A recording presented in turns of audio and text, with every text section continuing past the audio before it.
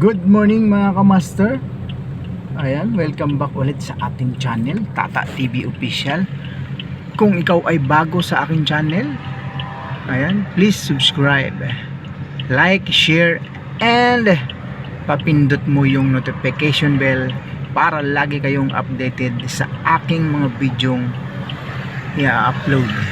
So for today's video mga kamaster, ayan, panibagong share tayo sa pinaka delikadong delikado sa huli mga kamaster.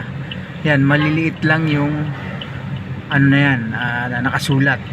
Zoom natin. Ayan, dito yan sa kanto ng Makati Ave at Santo Tomas. Malapit sa yung harapan mismo ng Ayala Triangle. So meron siyang no left turn ng 7 ng umaga hanggang 9 ng umaga. So sa hapon 4 ng hapon hanggang 7 ng gabi. Bawal mag left turn pag galing ka ng Santo Tomas Street. Ayun, no.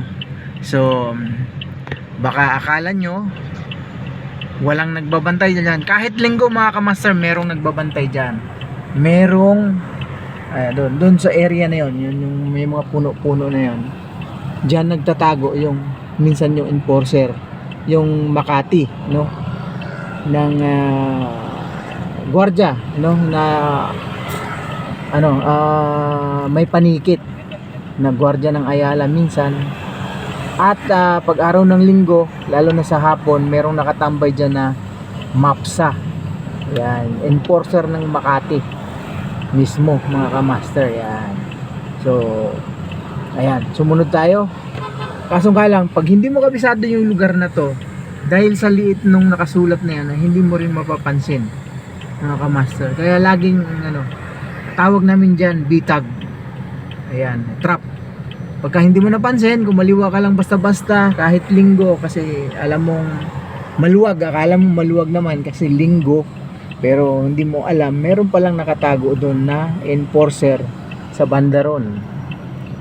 Right mga kamaster?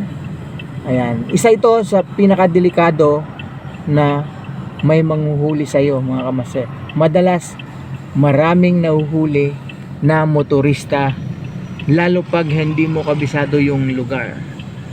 Kung ikaw ay baguhan sa aking channel, mag-like at mag-share mga kamaster, at i-subscribe mo ang aking channel.